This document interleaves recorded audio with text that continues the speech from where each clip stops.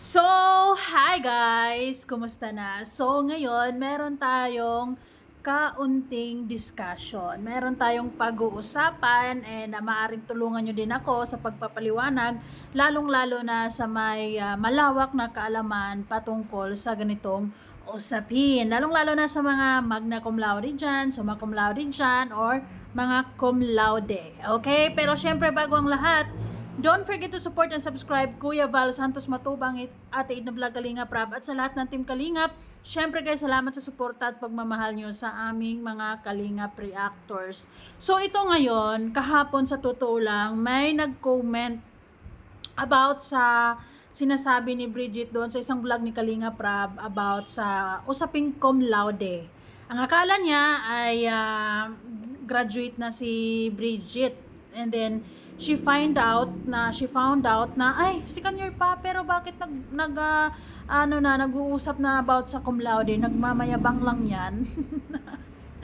Hindi, good thing meron din tayong isang viewer na mas naipaliwanag niya kung ano ang ibig sabihin ni Bridget. Kasi ako kasi ang pagkaintindi ko sa totoo lang, para in short at mas maintindihan agad, yun yung goal ni Bridget.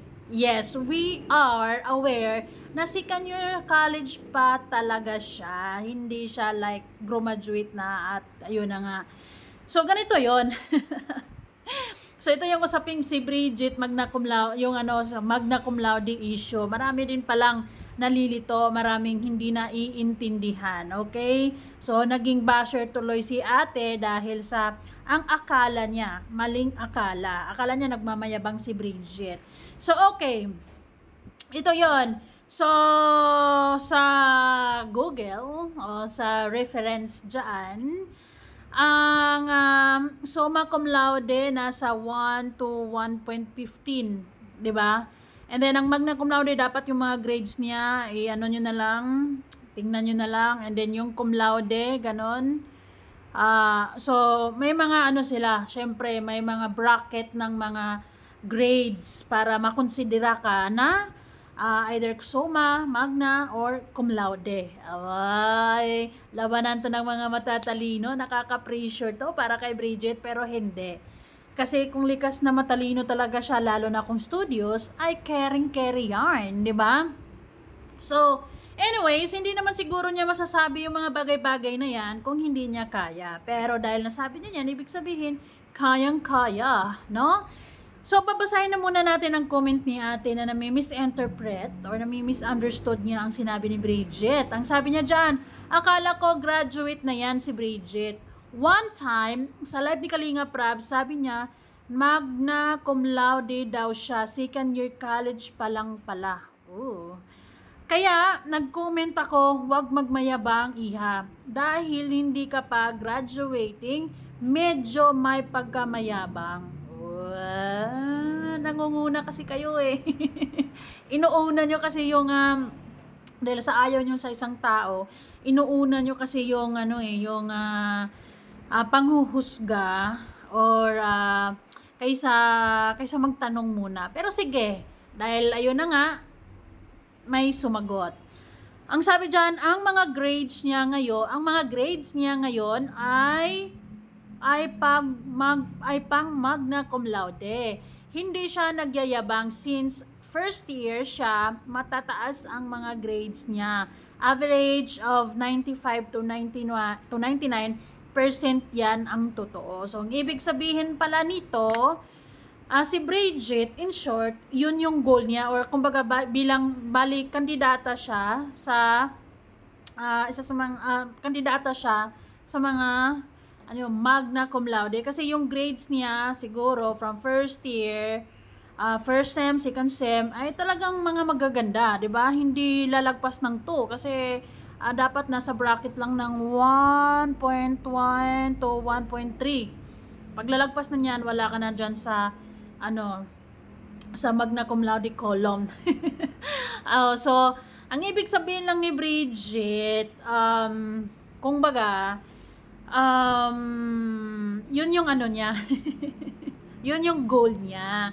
And at the same time, syempre, sana, 'di ba, maisa katuparan At nakikita naman natin, naririnig naman natin si Bridget kung paano siya magsalita. Talagang masasabi ko na matalino, 'di ba? Talagang um, may ano, may knowledge talaga si Bridget. So, ayun.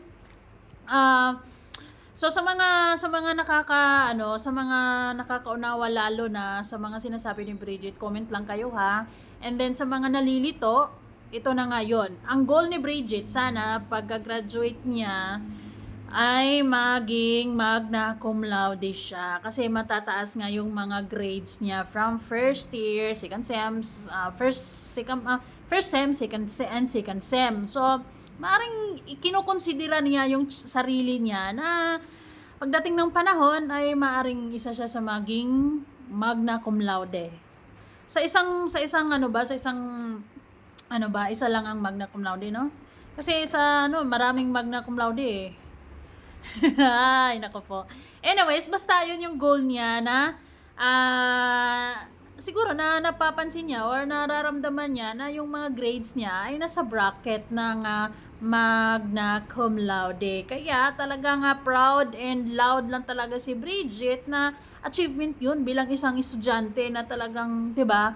Hindi basta-basta kasi gumagawa siya ng mga racket on the side, 'di ba? Binablog siya ni Kalinga Prab, nagpa-pageant, at kung ano-ano pang mga ginagawa niya. Tapos, ang tataas pa ng mga grades niya. So, 'di ba? Ibang klase 'yon. Nakakahanga 'yon sa totoo lang. So, sana mami-maintain ni Bridget yung grades niya ngayon para ay talagang maisigurado niya ang magna cum laude na spot na 'yan.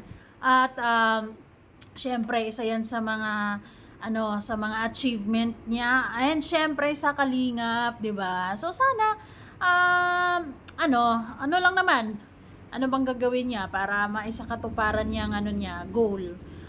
Syempre maging masipag sa pag-aaral, magiging tutok sa pag-aaral kahit na kung siguro tutuloy-tuloy yung collab nila ni Kalingap Ido, maaaring magiging busy siya, 'di ba? Pero well, time management is the key lang, 'di ba? Though nakaka-pressure 'to, masasabi ko para kay Bridget kasi ayun na nga nabuksan nga niya sa ating lahat na yun nga yung goal niya. So syempre sa utak nating mga manonood, yun yung target natin din na niya, 'di ba? Na makuha niya soon. Hopefully, 'di ba? So hopefully na walang pagbabago sa grades niya at talagang i-maintain niya yung grades niya nang sa ganoon ay ma-target natin ang magna na yan, or kung talagang mas magaling pa, doon tayo sa SOMA. 'Di ba? So ayun, galingan mo talaga Bridget kasi kami namang mga nakasuporta sa iyo ngayon ay lang kami, go with the flow lang kami. Ikaw pa rin diyan ang driver, 'di ba? Sakay lang kami dito. So hindi po nagmamayabang si Bridget kasi mahirap magyabang ng mga grades kung hindi yan pwedeng iyabang eh. Kasi dapat talaga is nakikita yan. 'Di ba? So, dahil sinabi niya yon, ibig sabihin, proud lang siya sa sarili niya, proud lang siya sa achievement niya, proud lang siya sa mga grades niya. And, let's be positive and manifest na kakayanin niya. Kasi second year siya ngayon, may third year pa, may fourth year pa. Medyo mahaba-haba pa ang tatahakin sa totoo lang, di ba? Hindi basta-basta. Ay. Pero syempre, sa tingin ko naman kay Bridget, malakas naman, kasi siya eh, andun talaga yung focus din niya sa pag-aaral niya, like joy, masasabi ko dyan. And hopefully talagang makayanan, di ba? And tuloy-tuloy din sana ang collab nila ni Kalingap Ido. So it's a blessing, it's a big blessing sa totoo lang na isa siya sa mga Kalingap Angel na talagang ngayon ay so far so good yung niya ngayon. So hopefully tuloy-tuloy. So ayun, congratulations in advance Bridget, and study hard, di ba? Thank you so much guys, and bye-bye.